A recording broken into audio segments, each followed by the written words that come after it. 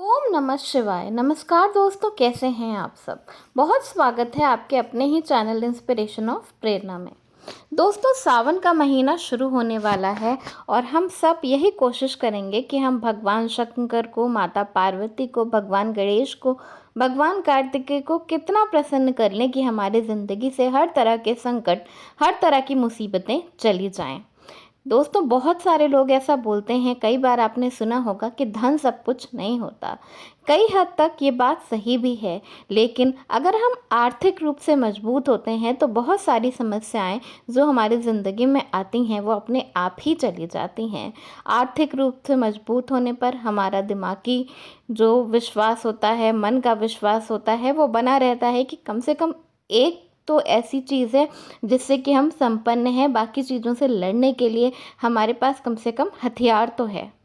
तो आर्थिक रूप से संपन्न होना बहुत ही ज़्यादा ज़रूरी होता है हर किसी के लिए, और हर कोई यही चाहता है कि वो उसकी ज़िंदगी में सुख समृद्धि, धन संपदा बनी रहे, उसके घर में कभी किसी चीज़ की कमी ना हो। धन हर किसी को चाहिए होता है, और धन प्राप्ति के लिए, धन आने में, आपके अगर धन के मार्ग में कोई संकट आ रहे हैं उसके लिए, या आपका धन कहीं रुका हुआ है, आपके पैसे फंस जाते हैं या यूं ही बर्बाद हो जाते हैं, जो भी पैसा घर में आता है वो सब पानी की तरह बह जाता है, बीमारी में लग जाता है, या अगर आपको ऐसा लगता है कि आपके धन पे या आपके घर परिवार पे या आपकी संपदा पे किसी ने नज़र वगैरह लगा दी है, तो भी आप इस उपाय को कर सकते हैं।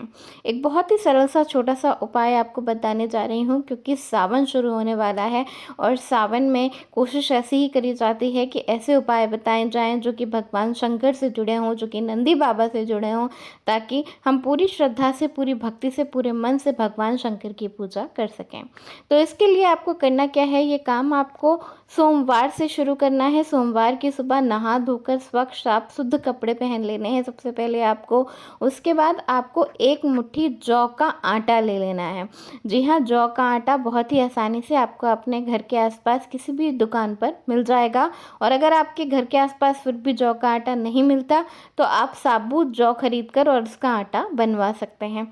तो कुछ क्वांटिटी में आटा खरीद के अपने घर पे रख लें। उसके बाद आपको करना क्या है कि सोमवार के दिन नहा धोकर स्वच्छ साफ कपड़े पहन लें, और उसके बाद एक मुट्ठी जौ का आटा अपने सीधे हाथ में ले लें, और उसके बाद भगवान शंकर को उस आटे को स्पर्श करा दें। भगवान शंकर की मूर्ति हो, आपके पास फोटो हो, जो भी हो, उसके चरणों पे आप वो स्पर्श करा दें, और उसके बाद उस आटे को एकदम शुद्धता से गूँथ लें, और उसके बाद उसकी एक रोटी बनाएं, और रोटी के ऊपर थोड़ा सा गुड़ रखें, और गुड़ रखने के बाद आप इस रोटी को कहीं भी ले जाकर किसी भी बैल को या गाय का जो बच्चा होता है, बछड़ा होता है, उसको खिला दें। तो ये रोटी आपको गाय को बिल्कुल भी नहीं खिलानी है, आपको ये रोटी बछड़े को या बैल को ही खिलानी है, और खिला दें। और उसके बाद वहीं सामने हाथ जोड़कर सबसे पहले तो आपको रोटी को बिल्कुल भी बैल के सामने फेंकना नहीं है, उसे बिल्कुल पूरे रिस्पेक्ट के साथ, पूरे आदर के साथ बैल के सामने रखना है।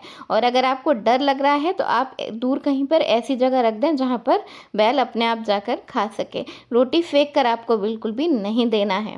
जब आप रोटी दे रहे हो तो आपको मन में यही रखना है कि मैं भगवान शंकर के नंदी को रोटी खिला रहा हूँ, नंदी के लिए मैं ये रोटी बना रहा हूँ। तो इस तरह से आपको जौ के आटे की एक रोटी बनानी है, और उसके ऊपर गुड़ रखना है, और उसके बाद बैल को या गाय के बछड़े को खिला देना है। वैसे तो ये काम आपको सोमवार से शुरू करके हर दिन करना चाहिए, लेकिन अगर आप हर दिन नहीं कर सकते तो कम से कम सोमवार के सोमवार, 5 सोमवार ये काम ज़रूर कर लें। आप देखेंगे कि आपके ज़िंदगी में धन से जुड़ी हुई जो समस्याएं हैं वो धीरे धीरे बिल्कुल ही समाप्त हो जाएंगी। आपकी ज़िंदगी में सुख, शांति, समृद्धि आएगी, और आपकी ज़िंदगी से हर तरह के संकटों का अंत हो जाएगा।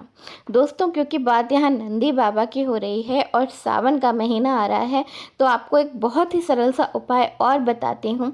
तो इसके लिए आपको करना क्या है कि जन्म के सोमवार में या सावन में भगवान शंकर को जल चढ़ाने जाएं, बेलपत्र चढ़ाने जाएं, और आपकी ज़िंदगी में कोई भी परेशानी हो, कोई भी संकट हो या कोई भी इच्छा है जो कि बहुत समय से पूर्ण नहीं हो रही है, तो इसके लिए आपको करना क्या है कि जो भी शंकर जी के सामने नंदी बाबा ज़रूर होते हैं, तो जब आप शिव परिवार की पूजा कर लें उसके बाद नंदी बाबा की पूजा ज़रूर करें।